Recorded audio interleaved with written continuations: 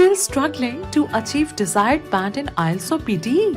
Join Sirsa's Best Institute, Magnus, a language school, and experience the difference.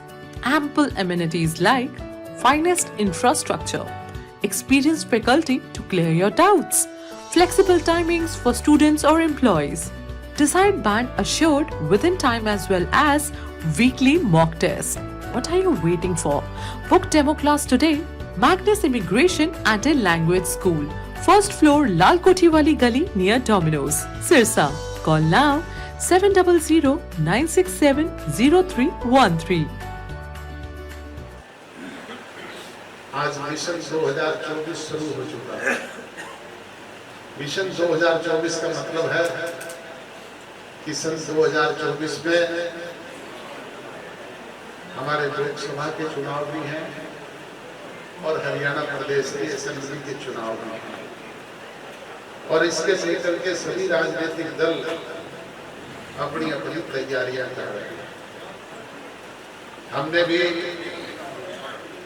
10 के 10 संसदीय क्षेत्रों में पार्टी के कार्यक्रम आयोजित करने का निर्णय किया है। 4 संसदीय क्षेत्रों के कार्यक्रम अब तक हो चुके हैं और निकट भविष्य में कुरुक्षेत्र संसदीय क्षेत्र का और फिर आपके सिरसा संसदीय क्षेत्र का डबवाली में एक आयोजन निकट भविष्य में करेंगे। ये सिलसिला निरंतर चलता रहेगा। प्रजातंत्र में जनशक्ति ही सबसे बड़ी शक्ति होती है। सिरों की गिनती से ही ये फैसला होता है कि कौन प्रभावशाली है, कौन बलशाली है। आपको ध्यान हो, जब पुरानी पार्टी ने हमें पार्टी से निष्कासित किया तो मैंने जींद की पावन धरा पर साथियों से कहा था कि भाई ये झंडा भी आपका, डंडा भी आपका, फंड भी आपका, चुनाव चिन्ह भी आपका, पार्टी भी आपकी, 20 विधायक भी आपके, 23% वोट भी आपके। बराए मेहरबानी करके आप इन्हें संभाल करके रखना। हम तो चौधरी देवीलाल की सोच को लेकर के लोगों के बीच में जाएंगे और पुनः अपना नया घर बसाने का काम करेंगे। परंतु मुझे कहते हुए अफसोस होता है कि जिनको हमने सब कुछ सौंपा उन्होंने 9 महीने में पार्टी को धरातल से सरातल तक पहुंचाने का काम किया। 20 विधायकों से संख्या घट करके 1 पे आ गई, 23% वोट से सिमट करके वो 1% पे हो गई। दूसरी तरफ आपने एक होनहार नौजवान की पीठ पर हाथ रखा, उसे अपना प्यार, लाड और दुलार दिया। पांडु पिंडारा की पावन धरा पर लाखों की तादाद में पहुंच करके उसकी पीठ थपथपाई। उसने 9 महीने में विपरीत परिस्थितियों में न केवल पार्टी का नया राजनीतिक संगठन खड़ा किया, बल्कि 3 चुनाव भी झेले। कभी लोकसभा का चुनाव आया, कभी जींद का उपचुनाव आया, तो कभी आपके सामने हरियाणा प्रदेश के असेंबली के चुनाव आया। आपका सहयोग और आशीर्वाद था, आपका प्यार था, लाड था, दुलार था। उसी की बदौलत पार्टी को 17% वोट मिले और थोड़े से समय में 10 विधायक अपने साथ हरियाणा प्रदेश के असेंबली में चुन करके ले जाने का काम। उन 10 विधायकों की बदौलत ही राजभाग में आपकी हिस्सेदारी हुई। जैसे ही राजभाग में हिस्सेदारी हुई, हमारे कार्यकर्ताओं के चेहरे पे लाली आई। उन्होंने सोचा कि 15 वर्ष का वनवास खत्म हुआ है, अब हमारे काम होंगे, विकास की गंगा बहेगी, छोटी छोटी समस्याओं से हमें मुक्ति मिलेगी, बच्चों को रोजगार मिलेगा। परंतु बुजुर्गों और नौजवान दोस्तों, मुझे कहते हुए अफसोस होता है कि जो आपने सोचा था और हम करना चाहते थे वो इस अरसे में हम नहीं कर पाए। उसका एक कारण रहा कि एक तो हम पूरे राजभाग के मालिक नहीं, राजभाग में हमारी 20% की हिस्सेदारी, और दूसरा जैसे सत्ता परिवर्तन हुआ, लोग सत्ता में आए, राज बना, कोरोना जैसी विश्वव्यापी महामारी आ गई।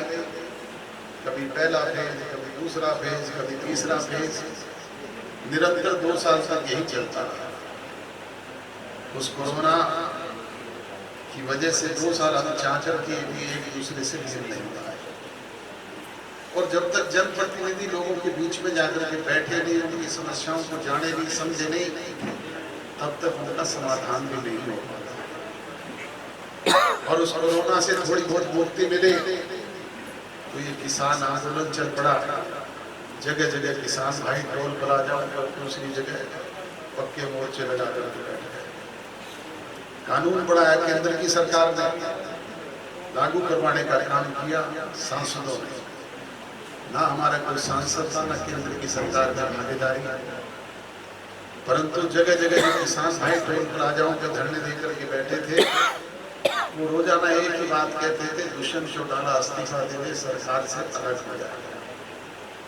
मैंने अनेक बार सार्वजनिक मंचों से भी कहा है, मीडिया के साथियों के समक्ष में कहा कि इस्तीफा अगर किसी बात का समाधान है तो एक दुष्यंत चौटाला का नहीं, 10 के 10 विधायकों को मुझसे दे जाओ और अपनी समस्या का समाधान करवा लो। इस्तीफा केंद्र की सरकार में मंत्री रही हरसिमरत कौर बादल ने भी मंत्रिमंडल से दिया था। इस्तीफा तो मेरे भाई अजीज अभय सिंह चौटाला ने भी विधायकी से दिया था। क्या कुछ हासिल कर पाएगा? हासिल होता है राज से, सत्ता से, ताकत से, और समाधान निकलते हैं बातचीत के जरिए। आज अगर सत्ता में है, ताकत में है, तो आप जो भी छोटी मोटी समस्याएं हमारे समक्ष लेकर के आते हो, हम टेलीफोन करके या आपके नोट भेज करके या दूसरी तरीके से समस्याओं से आपको मुक्ति दिलवाने का काम करते हैं।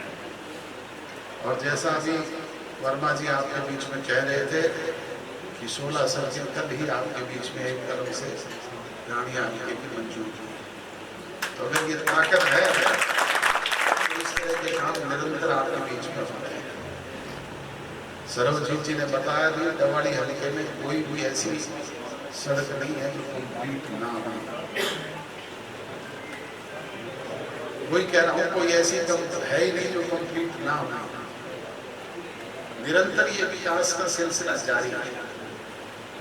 अब जैसे मामला पटरी पर आया है, विकास की गति तेज गति से दौड़ रही है। निरंतर प्रदेश में विकास के काम कर रहे हैं, परंतु उसको देख करके कुछ लोगों के पेट में बड़ोड़ हो। परसों एक मीटिंग जींद में थी, एक भाई वहाँ पे भाषण देते हुए कह रहे थे, अपने अंदर की छटपटाहट निकाल रहे थे। पीड़ा तो अब से नहीं, बहुत लंबे समय से हुआ है। अब आप तो प्रदेश के मुख्यमंत्री बनने के थे, पर बन नहीं पाते हैं, 50-50 वोटों से आते हैं। अब वो गठबंधन पे नुक्ताचीनी करते हैं,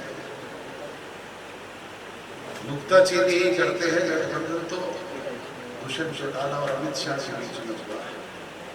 अगर उसको तोड़ दें तो उन्हीं के पास है। और जो पिछले दिनों विपल देव जी उनकी पत्नी जी को वहां से टिकट देने की बात करते थे, परसों से उनके बयान के बाद वो भी पीछा छुड़वा रहे हैं। इसी तरीके से कांग्रेस पार्टी के लोग रोजाना प्रदेश के लोगों को गुमराह करने के लिए तरह तरह की बेबुनियाद बात करते हैं। हमने प्रदेश की जनता जनार्दन के बीच में चुनाव के दौरान जो वायदे घोषणा पत्र के जरिए किए थे, मुझे ये कहते हुए फख्र होता है कि हमने कानूनी रूप से अमली जमा पहना करके उनमें से 75% से भी ज्यादा बातों को आपके बीच में पूरा करने का काम किया है। नौजवानों को प्राइवेट सेक्टर में 75% रोजगार की गारंटी का मामला हो, चाहे वो माताओं बहनों को 50% पंचायती राज संस्थानों में भागीदारी देने की बात हो, चाहे वो 8.5% बैकवर्ड क्लासेस के लोगों को पंचायती राज संस्थानों में भागीदारी का मामला हो, चाहे वो महिलाओं को 33% आरक्षण राशन डीपो में देने की बात हो, चाहे वो हमारी बहनों को कॉलेज और स्कूल तक जाने के लिए फ्री बस पास जैसी सुविधाएं देने की बात हो, चाहे वो किसान को आर्थिक आजादी दिलाने की बात हो। दीन बंधु स्वर्गीय रहबरे आजम छोटू राम जी कि किसानों की आर्थिक आज़ादी की बात करते थे। चौधरी चरण सिंह जी किसान नेता रहे, बड़े लंबे समय तक किसानों की लड़ाई लड़ी। चौधरी देवीलाल ने सारी उम्र किसान की लड़ाई लड़ी, परंतु वो भी किसान को आर्थिक आज़ादी दिलाने में कामयाब नहीं हुआ।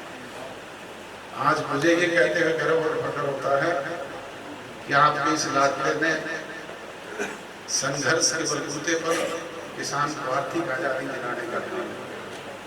आज हरियाणा प्रदेश में 14 ऐसे फसलें हैं जो MSP प्राइस पे चलती है और किसान का दाना दाना सरकार खरीद करके सीधे उसके अकाउंट में पैसा भेजती है, आर्थिक उसकी दामी भेजती है। बुजुर्गों और नौजवान दोस्तों, ये कोई छोटी बात नहीं है। इस पर चिंतन और मनन करने की जरूरत है। जो बातें आपके बीच में हुई है, इनको लोगों के बीच में लेकर का जाने की आवश्यकता है। इसलिए मेरी आपसे गुजारिश और विनती है कि इन बातों को शेष बचे हुए समय में जन जन तक पहुंचाने का काम करें। जो कोई कोर कसर कमी कोताही सरकार की तरफ से रही है, वो तो आगामी जो समय बचा हुआ है उसमें ना केवल उसकी भरपाई करने का काम करेंगे, बल्कि आपको सफाया करके देने का काम करेंगे। और जो कोई कसर कमी कोताही संगठन की दृष्टि से रही है, उसकी भरपाई करने का काम आप और हम सब ने मिलकर के करना है। वो अकेला अजय सिंह चौटाला या मंच पर बैठे हुए लोग नहीं कर सकते, वो आपके सहयोग से हो सकता है। इसलिए आपसे विनती है कि शेष बचे हुए समय में पार्टी के संगठन को और ज्यादा प्रभावी और मजबूत बनाएं।